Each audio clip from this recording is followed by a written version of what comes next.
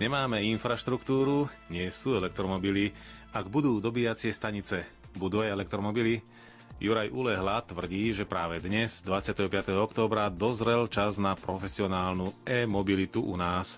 Slovensko dokonca priekopnícky ukazuje svetu ako na to. Projekt Greenway na Slovensku prináša myšlienku rozbehu prvého operátora pre elektromobilitu. Pochopili sme, že keď chceme dostať elektromobilitu do našich ulic, je potrebné vyriešiť niekoľko otázok. Prvou otázkou je cena. Elektromobily sú veľmi drahá záležitosť, 2 až 3 krát sú drahšie ako bežné konvenčné autá. Druhým takým veľkým problémom je samozrejme infraštruktúra. Takzvaný problém vajca alebo sliepka, ktorý sme sami riešili. Čo stavať? Najprv budú stavať energetické spoločnosti infraštruktúru, alebo budú najprv predajcovia auta vyrábať a predávať. Kto začne skôr, jeden čaká na druhého. Tretím takým problémom je samozrejme problém rôznych technologických rizik. Málo ktorí ľudia si kupujú novinky za extrémne drahé peniaze len preto, aby si to vyskúšali. Práve preto, keď uvažujeme nad tým, ako vlastne elektromobilitu dostať do našich ulic, je potrebné vlastne tieto technologické rizika, ale ekonomické a rizika funkčnosti nejakým spôsobom ošetriť.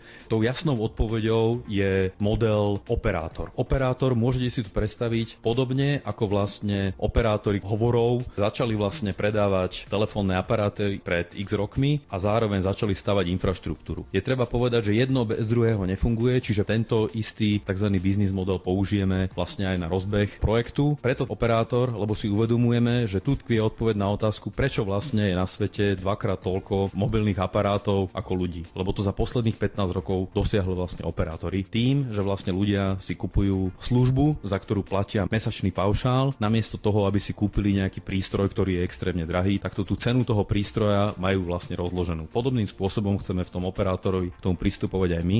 To znamená, že záujemca dostane k dispozícii auto, všetky druhy asistenčných služieb, energiu, infraštruktúru, sieť, ktorú budujeme a bude vlastne platiť na mesačnej báze paušál. Takže aká je konkrétna e-mobilita v tých začiatkoch na Slovensku? Možno sme svedkami historického okamžiku. Práve dnes otvárame na Slovensku v Bratislave a v Nitre prvú výmenníkovú stanicu pre baterky. Užitkové auto do 3,5 tony, týmto segmentom začíname, sa zastaví na tejto špecifickej stanici, respektíve pumpe, môžeme si to predstaviť, a príde si dočerpať energiu. Samotný proces vlastne výmeny baterky je poloautomatizovaný, to znamená, že máme prispôsobenú technológiu vysokozdvižného vozíku, kde vlastne šofér, ktorý je zároveň aj manipulantom, si dokáže v priebehu 5-7 minút vymeniť baterku na tejto výmenníkovej stanici. Načerpá si vlastne plných 100% energie, to znamená, že má opätovne dojazd okolo 200 km. Niekto by krčil nosom, 200 km málo. Áno, keď si zoberieme bežné dízlové auta, benzínové auta, ktoré majú dojazd dneska 800-900 tisíc km, nie je to veľké číslo. Práve preto sme sa rozhodli pre výmenu batérií v elektromobiloch našich, pretože celá samotná výmena zaberie 5-7 minút, pričom dá sa opakovať niekoľkokrát za deň. Plus autá sú unikátne aj tým, že pri tých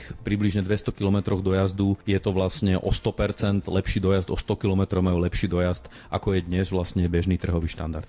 Existuje takéto niečo, čo sa práve rozvíja na Slovensku aj inde v Európe? V Európe vieme o jednej spoločnosti, ktorá vlastne robí podobný systém operátora spolu teda aj s výmenníkovými stanicami, avšak ich cieľom je zamerať sa vlastne na bežného vodiča, to znamená na osobnú prepravu, nie na užitkovú, respektíve fleetovú. Táto spoločnosť pôvodom z Izraela, ich cieľom je stanoviť nejaký trhový štandard pre celú Európsku úniu. Cieľom nášho projektu je samozrejme ukázať v našich končinách na Slovensku a v týchto okolitých krajinách, že je možné vlastne tú elektromobilitu rozbehnúť už za daných podmienok, nie je potrebné vôbec čakať 5 alebo 10 rokov, tak ako sú plány niektorých krajín v roku 2020 mať napríklad Nemecko 1 000 000 aut elektromobilov, plus že každé 10. auto v roku 2020, ktorý bude schádzať vlastne z výrobných liniek, má byť elektromobil. My veríme, že toto je spôsob, ako tú elektromobilitu do tých našich ulic naozaj dostať. To bude super a že nehlučné úžitkové vozidlá prestanú raz s rozvážkou tovaru smrdieť a hučať popod okná. V tejto chvíli otvárajú v Bratislave a Nitre prvé výmeníkové stanice na batérie úžitkových ekologických elektromobilov do 3,5 tony. Kedykoľvek potrebuje, nehlučne príde úžitkový jumper, šofér vymení vybitú batériu a mastí preč. Za 7 minút je hotovo. Česi majú okolo 150 elektromobilov, u nás do 20. Jazdí tu veľký elektrický športiak Fisker a inak malé firemné elektromobily. Juraj Ulehla so spolupracovníkmi z projektu Greenway už chystá veľké prekvapenie a bude to šupa. Dočkáme času ako hus klasu. To, čo realitou na Slovensku je a v Európe vôbec, je novátorský systém elektromobility na báze operátora. V komplexnom balíku užívateľovi od upraveného úžitkového elektrojumpera cez jeho monitoring, splácanie paušálom až po výmenné stanice batérií. Tak ako to robia aj operátori v telekomunikačných službách s mobilmi, príslušenstvom, pokrytím signálu, hlasovými a dátovými službami, audiotextom, viazanosťou, internetom, mobilným marketingom, prenájmom dátových trás, servera či distribúciou televíznych a rozhlasových kanálov a podobne. Prečo ale v alternatívnej mobilite elektrina a nie autá na plyn, LPG, CNG, vodík alebo hybridy? My sa projektom Greenway snažíme vlastne ukázať, že nie je potrebné čakať. Technológia dozrela, autá sú k dispozícii, sieť, infraštruktúra. Sú to vlastne všetko známe veci, s ktorými sa bežne stýkame, akurát ich sa snažíme pospájať a ten systém vlastne má odstrániť rizika tej novoty, tej nepreskúmanosti.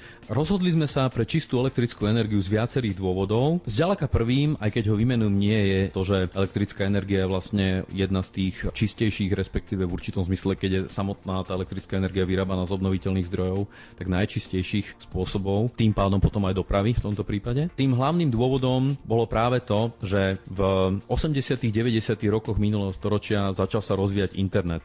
10-20 rokov predtým sa rozbiehali počítače. Keď si uvedomíme, že za 10-20 rokov, ako sa vlastne tie odvetvia dokázali posunúť a že vlastne celé je to spôsobené len technologickými vymoženosťami, toto je práve dôvod, prečo sme sa rozhodli pre elektrickú energiu ako jediný pohon tých našich automobilov. Dnes 1/3 ceny auta je cena samotnej batérie. Toto práve do budúcnosti s príchodom masovej výroby má najväčšiu šancu vlastne tento komponent, samotná tá batéria klesať.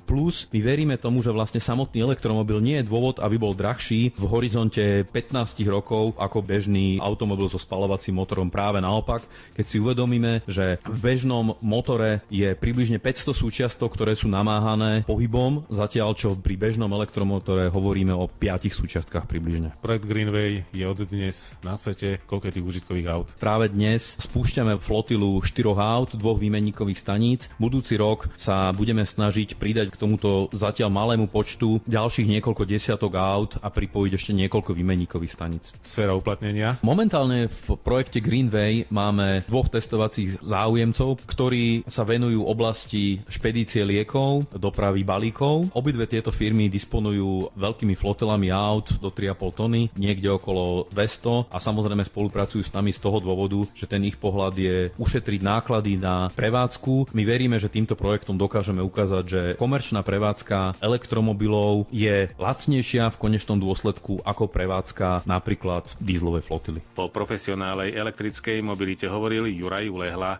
Greenway vymysleli šikovní mladí Slováci. Na nohy postavili bez všemocného fetišu menom eurofondy a už prednášajú o tom aj v Nemecku, Číne